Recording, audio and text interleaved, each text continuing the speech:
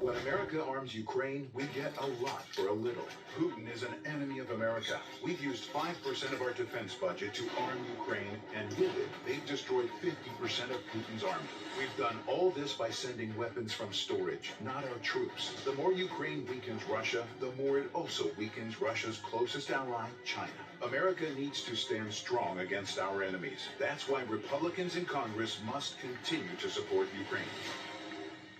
The single most important thing we can do to strengthen ourselves relative to China is to see Russia defeated in Ukraine, because they're allies, and Russia being weakened weakens their ally China.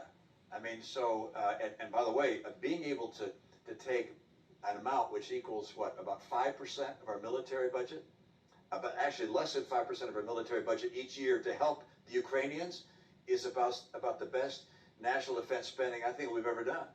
We're losing no lives in Ukraine, and the Ukrainians are fighting heroically against Russia that has 1,500 nuclear weapons aimed at us. It's like, so we're diminishing and devastating the Russian military for a very small amount of money relative to what we spend in the rest of defense. A weakened Russia is a good thing. It tells China to rethink their territorial ambition.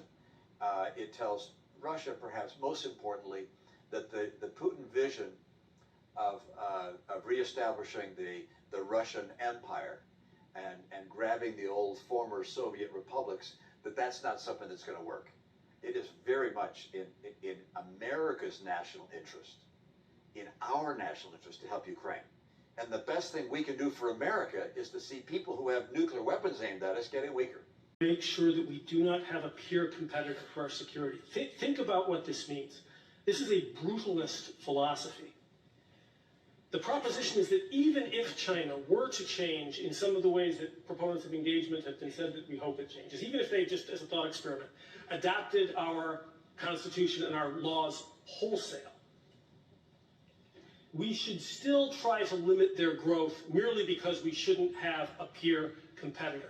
That is the proposition, regardless of beliefs, regardless of people striving for human flourishing along the lines that we have been prescribing to the world for decades. If they actually appear to be succeeding, regardless of their beliefs, we must stop them, even if it means pushing them back toward poverty. Robert, I don't mean this question cynically or sarcastically, but what's wrong with that?